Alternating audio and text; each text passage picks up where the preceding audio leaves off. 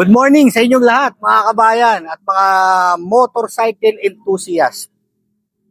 So nandito tayo ngayon somewhere in Las Piñas. For today's video, nako, sasaya na naman tayong lahat. Ipapakita ko sa inyo yung 4 na bagong labas na variant ng KTM. At panoorin nyo yung buong video dahil sa huli, sasabihin natin kung magkano ang presyo nito. So tara na, simulan natin dito. Ito yung number 1 at number 1 sa puso ko ngayon. Grabe itong motor na to. Let's go! KTM SMCR 390. Kita nyo naman, nakasulat ang kanyang napakagandang logo ng KTM. At eto na, naka-LED headlight. Kung mapapansin nyo, bakit maliit, kakaiba dun sa transformer na usual na headlight. Siyempre, dahil supermoto, yan talaga. And then, the fender, ganyan po talaga ang fender ng mga moto. Di ba? Parang yung mga pang motocross. Di ba? Mataas. Dito tayo sa front tires. So, meron siyang Michelin brand na goma. Ang size is 110/70 ZR17. Saka, ang mapapansin natin na bagong design ng KTM ngayon, yung kanyang braking system. So kung mapapansin nyo, ang front at yung rear, ayun siya, is on the same side. Kasi yung luma, alam ko, magkaiba sila. So nasa ibang side. So ito daw, para mas maganda yung braking system, kasi pag preno mo daw, kumbaga yung momentum ng preno, iisang direction, hindi yung nagka-counter dun sa opposite side. May explanation yan. Susubukan natin hanapin kung ano yun. So, nandito naman tayo still on the right side. Medyo sa puwet na natin. So, nakita nyo naman yung very sleek na design. So, eto, hindi naman siya ganun kahaba. Pero at least, mapoprotektahan tayo. Pag umuulan, yung putek. One piece yung kanyang seat. Very comfortable yung lapad. Hindi siya gaanong mataas. At syempre, meron 390 na nakasulat dito sa side ng kanyang fairings. Alright, so ito yung back view niya. Kung mapapansin nyo, tayo natin, medyo manipis, di ba? So yan naman talaga ang purpose ng design nitong KTM. Di ba? Very sleek. Balikan lang natin ang preno niya. Ito yung sa harap. Siyempre by Vibre. At ganun din naman sa likod.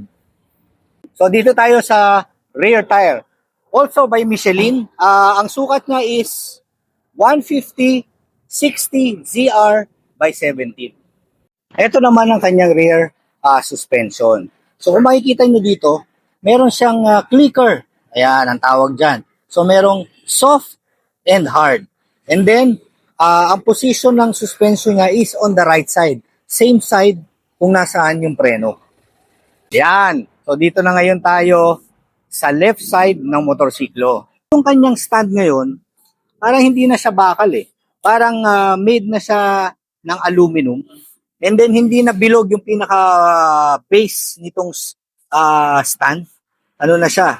Parang triangular na rectangular shape, 'di ba? Para sa more nakamalapat sa semento, 'di ba? Mas effective or mas magiging malawak yung kanyang surface doon sa stand. At syempre, ito importante ito. The chain guard. 'Di ba? Para maprotektahan yung paa natin or even the chain na hindi siya, in case of breakage, maputol later on, protektado rin ng rider. At sa ilalim, ito yung kanyang chain guide. Tapos yung rear sprocket, research natin kung ilang teeth to. Kasi ang KTM is known for a big sprocket sa likod for torque. Then, etong foot pegs dito sa etong riders, di ba? Meron siyang rubber na pwede natin tanggalin dito sa ilalim para lumabas yung bakal. Pag gumagamit kayo ng riding boots, mas tama or mas magiging grip yung paa natin dito sa aluminum na merong ngipin na foot peg. Dito, mapapansin nyo, meron siyang ito yung kanyang air duct. Ayan, sa intake ng papunta sa makina. Ito yan. And then, etong fairing niya, meron bang butas? Ay, wala. So, akala ko may butas kasi meron siyang gap dito. Sinisilip ko, wala. And then, kita natin, meron siyang, yung radiator niya, isa, fan dito, at isa sa kabila. So, yung radiator niya, yung cooling system is naka-dual fan. So, tatanggalin natin ng konti itong plastic na to, di ba? Unlike dun sa mga Duke, or siguro dun sa Adventure, ito napakaliit lang ng screen, no? Di ba? Rectangular lang siya. Napaka-simple. Handlebar. Hindi ko maintindihan kung ano tong switch na to. Ayan, no? So, kailangan natin malaman. So, sa tingin ko, ito yung parang menu niya, yung settings. So, the standard na signal light, the horn, and then ito yung high-low sa ilaw. And then dito, yung on and off, and then the start button. So, napaka-simple. Pero ang maganda dito, yan. So, naka-compression and rebound siya. So, etong side na to, ang puti is the compression. So, adjustable. And then, ang pula is always the rebound. At syempre, this is powered by or suspension by WP Apex. Ang height ko is, alam ko, 5 foot 5 inches. So, subukan natin upuan para yung mga mas mababa sa akin or yung same height ko, makarelate kung ano ang height nito.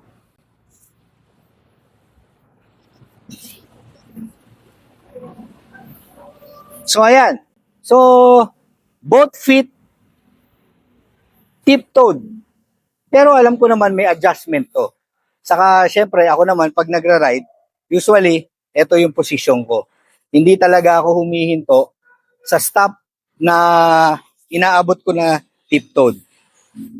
Usually, una kong binababa, yung sa left foot, kasi syempre, namembreno tayo sa kanan. So, usually, ganyan ang aking posisyon.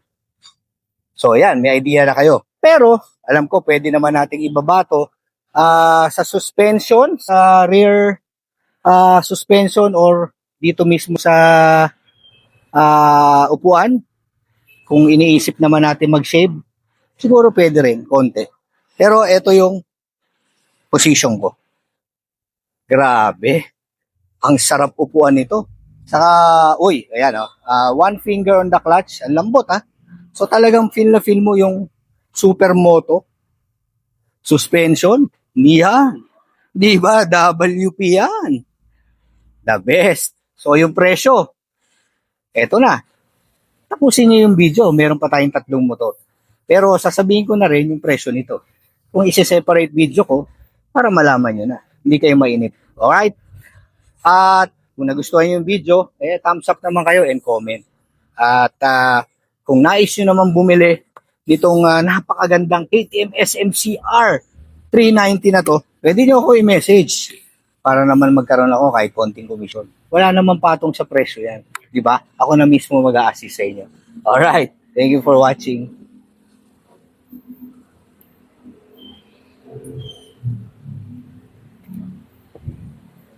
Alright. So, ito yung second bike na i-review natin ng konti from KTM. So, this is the KTM Enduro R. Sa front, so kung mapapansin nyo, halos wala siyang pinagkaiba sa SMCR. Yung kanyang headlight is almost the same. Yung kanyang front fender, kasi nga Enduro siya. At yung SMC Moto is halos nagkakapareho. Signal light, pero, ang wala sa SMCR is etong dalawang napaka-importante. Pag nag-enduro, this is the hand guard. Di ba? Iba yan. Protection yan para sa ating mahal na kamay. Gulong. This is 21 inches. So, 90 by 90, 21. Metzeler ang nakakabit na goma rito. Alam ko to, yung tread pattern nito is siguro 70-30 or malamang 50-50. Titignan natin kung ano tong Karoo na to. Karoo 4. Actually, yung brand ng Metzeler. Check natin yan. At dito, kung mapapansin nyo, orange itong front na tuka na fender, dito itim, tapos slatted siya. So ako sa tingin ko, bakit slatted to? Para pag tumatakbo yung motor, imbes na harangan nitong fender, yung likod, yung kanyang radiator, meron siyang slat. So para magkaroon ng fresh air yung radiator, para makapag-perform na maganda ang makina. Make sense. Ito tayo sa right side ng motor. Halos same lang naman to nung SMCR, same engine lang sila lahat, yung apat na variant. Naiba lang dito sa Enduro X, siyempre Enduro, meron siyang bash plate. So ayan. Suspension sa rear and front is the same. Adjustable compression rebound at may soft and hard dito sa rear suspension. So talagang gulong, same nung harap, Metzeler, Karoo, pero ang size nitong likod is 140, 80, 18. Okay? At dual sport tire. Talagay natin dito sa taas kung anong percentage niya, kung 50-50 o 70-30 road off-road. So, according dun sa isang sales nila dito, ito daw Enduro R ang pinakamataas na seat height. Actually, inupuan ko siya. Ito, tingnan mo, testing 5'5".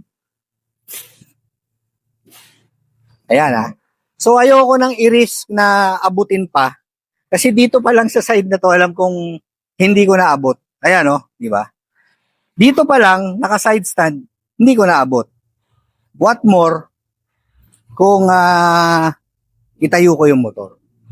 So, sa downside lang siguro nitong Enduro at saka nung trail, yung Adventure R, medyo hindi sa Asian or Filipino height kasi nasa Pilipinas tayo. Alam mo yung mga height natin, di ba? So, para sa akin, hintayin nyo yung X, Adventure X. Baka yun, abot mo. O abot natin. Sa height natin. Kasi kanina yung 5'7", nahirapan din. Tiptoed. Pero ang isang maganda sa KTM is always the weight. Napakagaang na motor ng KTM.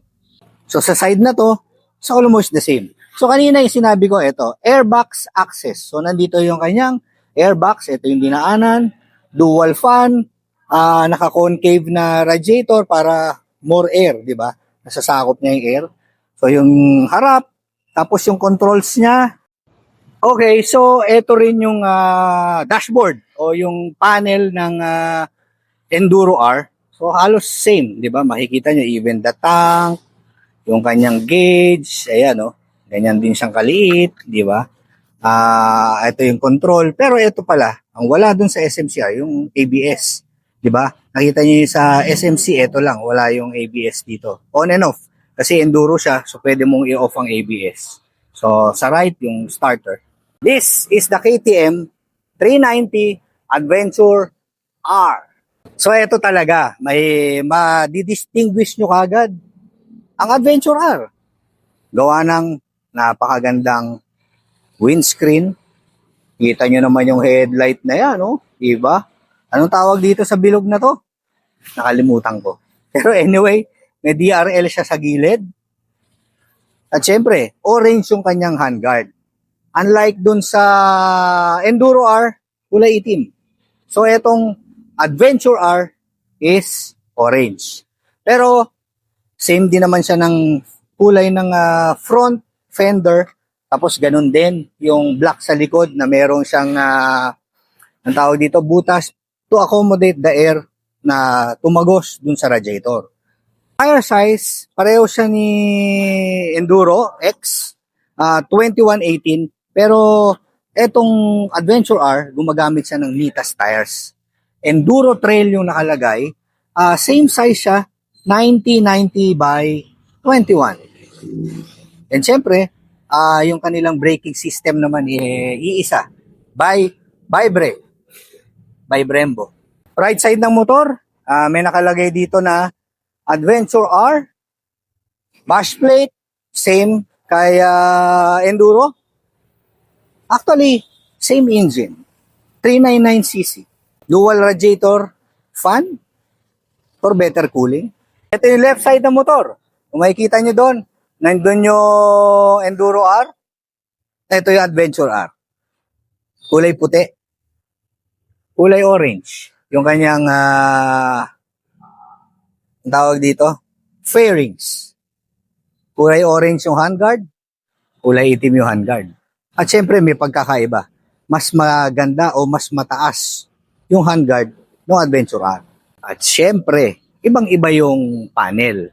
Diba? Ito, meron siyang malaking screen.